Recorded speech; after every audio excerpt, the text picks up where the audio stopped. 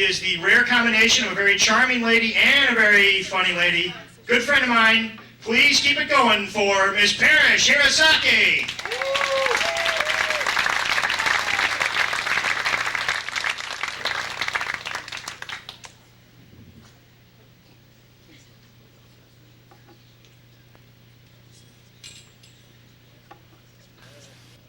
I see you out there looking me over. Noticing I don't look much like your average comic. Well, there are a lot of ways to have a midlife crisis.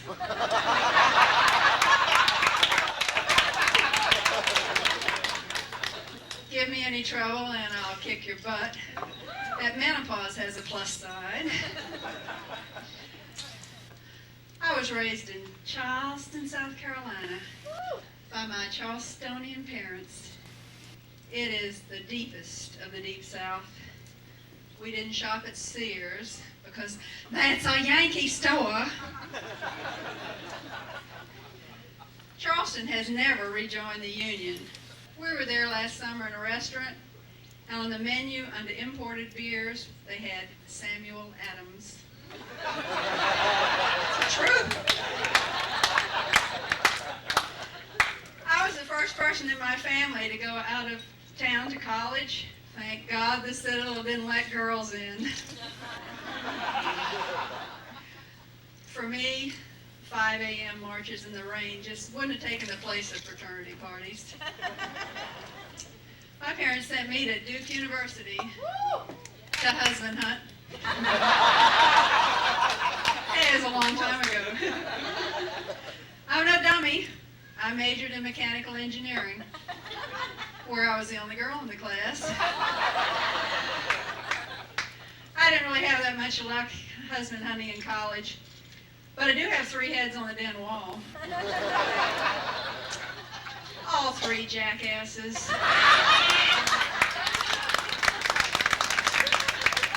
After graduation, I came to Houston to work in aerospace, and I finally bagged that husband, a Japanese Texan.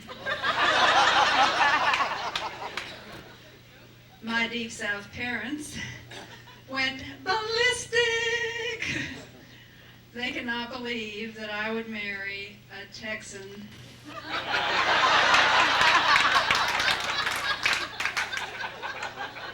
My husband John's parents immigrated from Japan in 1911, and John grew up, he really did, he grew up in Vidor, Texas. Didn't y'all have a problem with discrimination in Vidor? And he said, no, we just never told anybody we were Japanese.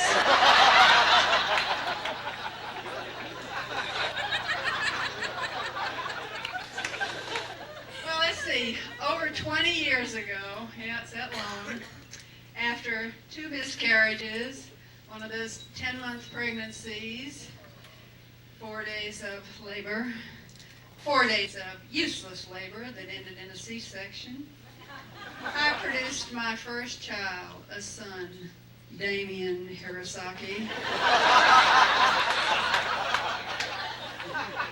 He was a nightmare of a baby, never needing any sleep and screaming like he was possessed.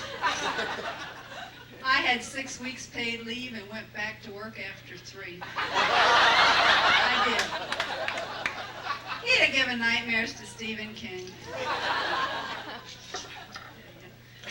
Well, you know, I'm an engineer, but I don't think a lot of this new technology, or not all of it, is good for us. Like, you know, now the IRS is all computerized. Now, the first year, when they had us put Social Security numbers for every dependent, 8 million American children vanished. That was the year we quit claiming Damien as quadruplets.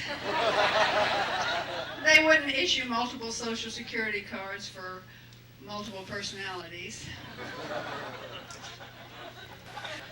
Another bad thing is those car phones. They are so hazardous. You know, they've got the number pad on the receiver. It is really so dangerous. You call somewhere and the computer answers the phone and you've got to punch more buttons and all the baby boomers are farsighted and you can't see. And it's a wonder I haven't had a wreck. can hardly get my mascara on.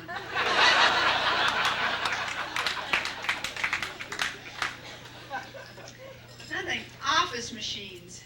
You know, I swear, they have a built-in anxiety detector. They fail in proportion to the urgency of the job. All right?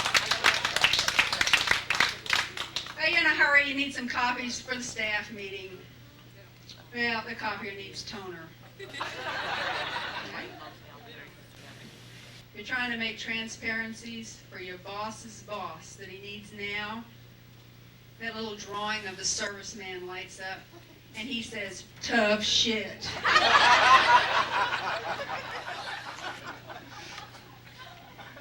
I started my own company when I figured out that a pissing contest was just another one of those corporate events to make sure the man won. Right? One of many. I had 15 employees. They were team players. Yeah, like Dennis Rodman and Vernon Maxwell. You know, hiring is just a crapshoot. I wish you could run them through an MRI scanner so you could see what's inside. You know, nothing. Next. Zilch. Next. Half a brain. Management material. It's getting pretty dicey to fire men. You never know who might come back with an Uzi. "Oh, Jim, nice to see you. How about that raise?" So whenever I fired a man, I just said we were going out of business. And then we went out and changed the sign on the building. We just deleted letters. We went from Classy Wholesale to Lassie Wholesale. I knew I needed a new plan when we got down to lassholes. That's my